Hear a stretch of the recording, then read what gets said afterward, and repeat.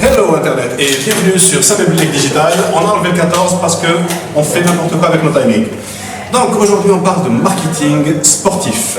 Et pour parler de ça aujourd'hui, donc on a quelques invités qui sont avec nous. Et justement, Yacine, toi qui as eu l'idée de lancer ça, dis-moi, pourquoi tu voulais qu'on parle de marketing sportif? Parce que c'est l'été et que c'est la saison du sport. Du coup, les gens ont tendance à s'intéresser justement à cette thématique dans cette période. Et en même temps, avec la culture de Instagram et tout ce qui est la mode de tout ce qui est crossfit et fitness et tout, c'est une thématique qui intéresse pas mal de gens parce qu'on voit se développer de plus en plus de gens sur Instagram justement qui sont soit coachs sportifs ou qui font des contenus justement sportifs ou qui se lancent par exemple dans différents domaines sportifs avec des clubs et tout. Donc on se disait que ça pouvait être intéressant. Exactement. Donc en fait, si moi je voyais tous ceux que je suis en train de follower, il va y avoir un bruit atroce. Donc si tu vois tout ce que je suis en train de follower sur Instagram, Facebook et YouTube, donc il y a pas mal d'influenceurs aujourd'hui qui sont soit sur la partie health and fitness, soit qui sont sur la partie nutrition. C'est ceux que je suis le plus, parce qu'en fait c'est ceux que je trouve donc, qui ont le contenu le plus intéressant aujourd'hui. Ils font du contenu super pratique et pragmatique pour les gens qui peuvent suivre, pour soit avoir une bonne qualité de vie, enfin non, c'est surtout pour avoir une bonne qualité de vie, basiquement. Donc ça va être à travers le sport, à travers la nutrition et à travers donc, des conseils pour être bien dans son corps. Ce qui est on va dire, le centre d'intérêt quasiment numéro 1 si on est un être humain avec un corps normalement constitué. Donc moi par exemple j'ai fait beaucoup de sport dans ma vie et j'ai arrêté, et ça se voit, et je dois reprendre. Donc c'est quelque chose que au bout d'un moment dans sa vie on va avoir besoin de faire pour pouvoir justement retrouver une forme décente et pouvoir monter des escaliers sans être essoufflé et ce genre de trucs. Donc, mais ce dont on veut parler aujourd'hui, c'est comment faire le marketing pour le sport, justement si vous êtes dans le domaine sportif. Alors, basiquement, c'est comme n'importe quel autre type d'activité, il suffit, de se faire connaître, ensuite, de garder le rythme et construire une communauté. Une fois qu'on a construit cette communauté, on peut ensuite avoir de la rémunération par rapport à ça. La rémunération commence soit par vendre des produits, si on a ses propres produits. Ça peut être des produits sportifs qu'on va confectionner soi-même, donc ça peut être des t-shirts, ça peut être des shorts, des survêtements, etc. Ça peut être des produits, donc ça peut être des produits de nutrition, donc des compléments alimentaires. Ça peut être aussi du coaching personnel pour les gens ou bien du revenu publicitaire. Donc, voilà basiquement les méthodes qu'on peut utiliser pour gagner sa vie à travers ça. Comment exécuter ça? C'est ce que je raconte dans quasiment toutes mes vidéos, c'est en créant du contenu, un maximum de contenu. Donc on commence par créer du contenu de manière fréquente et autant que humainement possible, en donnant des conseils et rapporter de la valeur ajoutée aux gens qui sont en train qu'on veut cibler et qui sont en train de nous suivre. Comment est-ce qu'on peut savoir quelle est cette valeur ajoutée? Ça peut être tout et n'importe quoi. Ça peut être donc quelque chose qui est entertaining, c'est-à-dire divertissant. Si on a la chance d'être quelqu'un de charismatique, c'est très très facile, mais si on n'a pas ces atouts, qu'on ne peut pas être drôle ou autre chose, ou si on est timide, donc ça peut être juste du contenu informatif. Et ça, c'est le truc qui est le plus facile à faire pour tout le monde.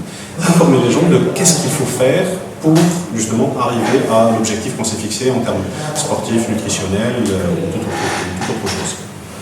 Basiquement, si vous informez les gens, il y en a qui vont vous suivre parce que ils vont vous trouver sympathique et ils aiment votre style de communication, ou ils aiment ce que vous faites ou comment vous abordez les choses. C'est pas parce qu'il y en a déjà des milliers sur Internet que vous ne pouvez pas vous faire votre place.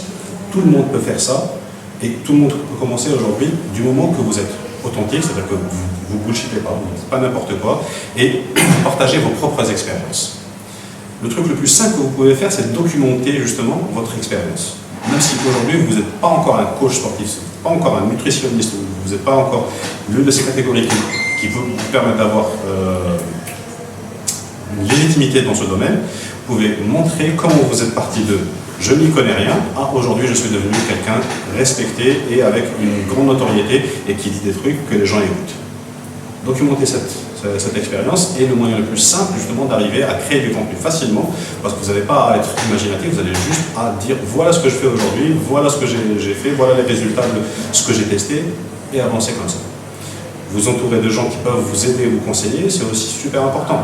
Donc commencez à voir ce que font les autres dans le domaine, essayez de les contacter et essayez de faire des collaborations avec eux. Donc ça peut vous donner déjà une légitimité par rapport à ça et augmenter votre base de followers en justement côtoyant des gens qui sont déjà dans le domaine et qui ont déjà leur base de followers. Basiquement, c'est ça.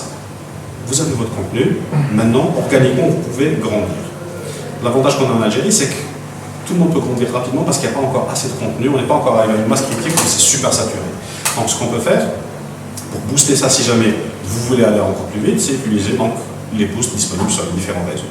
Payer sur Instagram, Facebook, YouTube, pour justement gagner des followers et gagner surtout en visibilité.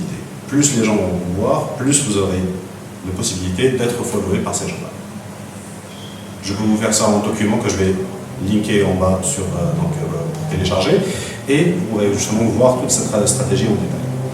Maintenant, on va passer à entre nous, qu'est-ce qu'on va avoir comme question. Donc, je suis en live là et là. Et là. Non, ça va. Moi je vois le live d'Ahmed.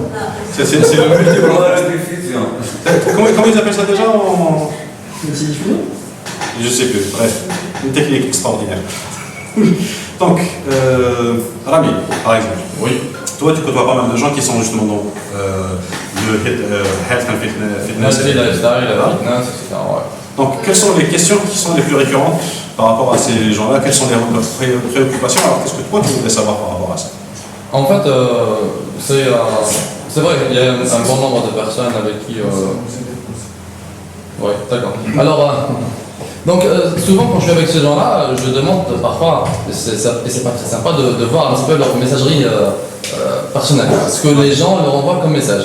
Bien sûr, c'est juste pour savoir un petit peu le genre de contenu qu'ils reçoivent et le genre de questions. Et je trouve que souvent les questions se répètent beaucoup. Par exemple, j'ai envie de maigrir, j'ai envie de prendre du poids, j'ai envie de commencer du sport, comment puis-je faire pour commencer, etc.